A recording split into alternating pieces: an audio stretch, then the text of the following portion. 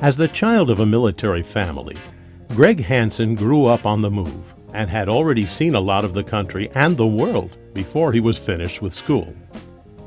He found that he was fascinated with the emerging field of computer technology, so he made it his focus when he attended the Air Force Academy and then the Air Force Institute, where he earned his master's. When he was ready to pursue a doctoral degree in computer science, he found that the Air Force couldn't provide one, but they could offer to support him in his advanced studies. I could pick any school I wanted in the country, and the Air Force's deal to me was, you pick the school, and if you get accepted, we'll send you. And I picked UCF, and I picked it primarily because they were advertising that they were going to become a technology center of excellence in the Southeast and in the United States. Going back almost 20 years later, I think UCF is there. Hanson spent the next phase of his career moving through a variety of military and government positions that any technology professional would envy. He served as a communications officer at Loring Air Force Base before moving to headquarters at the Pentagon, where he developed computer-based battle management systems and would later serve as the lead software engineer working with the Secretary of Defense. He even served a tour as NATO's chief scientist in the Netherlands.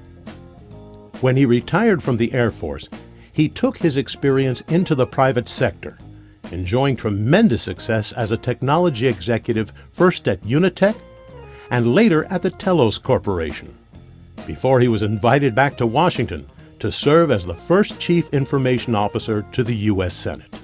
My business drivers as CIO of the Senate have to do with security and customer service. So I use technology to those ends. In this world, in the Senate world, everybody gets along by collaborating, working together, negotiating through goodwill and through communications. And so I have to operate in that environment. My favorite part is figuring out ways to use computer systems, information systems to do business. Actually using technology to make the world better, that's the most rewarding and the most wonderful thing for me.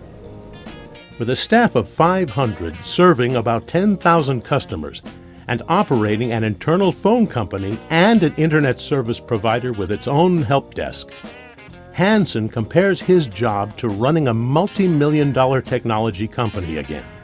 But he knows that his current success derives from more than just his business or military experience. I had some wonderful professors at UCF when I was there. They were all really instrumental in my success. I give those guys a lot of credit for what they did to help me get where I am today. You know, if you had asked me back then, could you imagine being CIO for the United States Senate, I would have said no. I could have never imagined that. Even with a tremendous career behind him, Hanson continues to challenge himself. His experience qualifies him for a wide range of work, and his thoughtful, user-friendly approach to management and problem-solving put him in high demand wherever he goes. He is an internationally respected lecturer and author, and he plays a mean electric guitar. The sky's the limit for this Air Force veteran, and there's no telling what the future may hold for Greg Hanson. I'm proud of my Air Force service. I'm proud of my service here at the Senate. I'm always proud to serve our country. So there are a lot more things for me to do. I'm just getting started.